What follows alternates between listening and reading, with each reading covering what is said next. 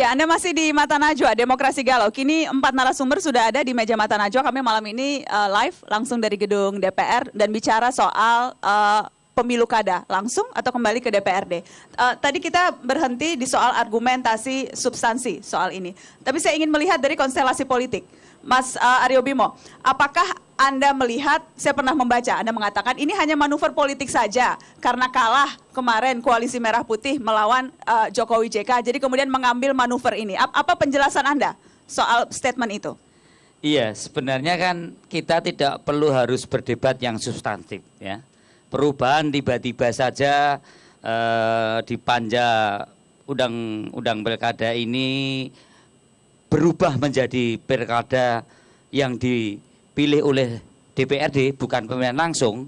Ini hanya merupakan suatu akibat. Menurut para pengamat, ini adalah akibat dari kekalahan Koalisi Merah Putih. Menurut pengamat atau Anda juga percaya itu? Nah, kalau saya tidak pernah mengatakan Pak Prabowo ini kalah, ya. Pak Prabowo ini nomor 2 lah, ya. Oke. Ya.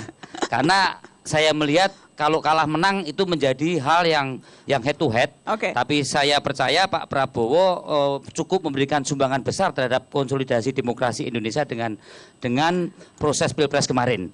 Dari saya melihat. Tetapi apa langsung tutup poin, Mas? Nah, kemudian kalau menurut saya adalah ini hal yang mencederai dari kebesaran Pak Prabowo dan Pak Hatta yang kemudian dikapitalisasi oleh kawan-kawan di Koalisi Merah Putih yang merubah substansi pilkada yang selama ini langsung dirubah menjadi pilkada lewat DPRD.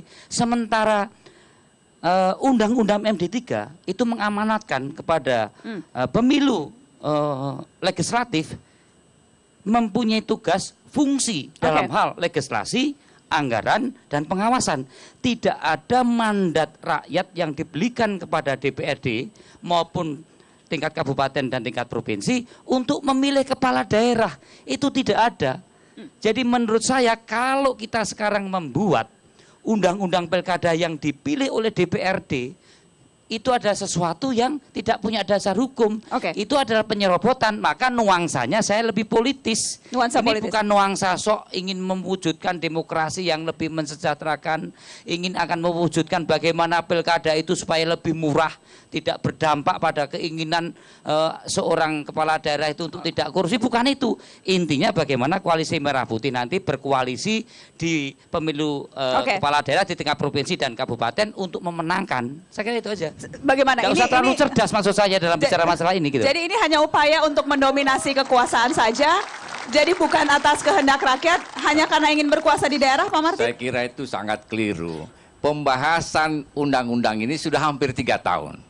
Dan ini usul pemerintah setelah melakukan pengkajian yang mendalam, pemerintah cenderung kepada pemilihan tidak langsung.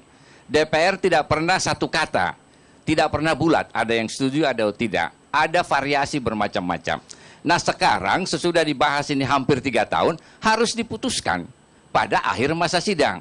Nah pada saat akhir masa sidang harus diputuskan, terlalu banyak dipandang dari segi politik koalisi A dan koalisi B. Lupa kepada inti daripada maksud undang-undang itu. Pak Martin, seharusnya kita harus lihat gini, Pak. Undang-undang itu mana yang lebih bermanfaat bagi kepentingan rakyat untuk mencapai cita-cita kita. Seharusnya itu kurangnya. Saya kira kalau Prabowo menang dan Pak Hatta menang, tidak ada yang namanya usaha untuk merubah pilkada ini dari langsung ke DPR.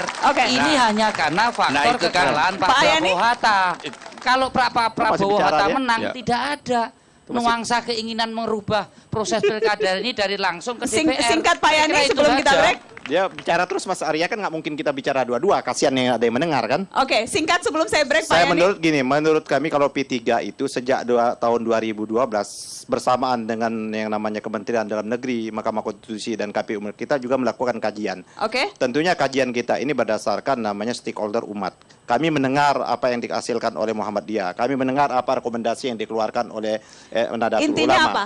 Kami mendengar apa yang dikomunikasikan MUI. Intinya bahwa menurut pandangan-pandangan para ulama dan sebagainya itu lebih banyak moderatnya pemilu langsung itu. Nah, oleh karena itu, karena kami partai, kami berbasiskan pada umat seperti itu, ya kami 2012 sudah menyatakan moratorium terhadap pemilihan langsung itu. Nanti kita akan tunjukkan ada grafis bagaimana pandangan fraksi-fraksi di DPR sebelum dan sesudah Pilpres. Nanti saya ingin tunjukkan dan juga saya minta komentar semuanya setelah pariwara. Tetaplah di Mata Najwa.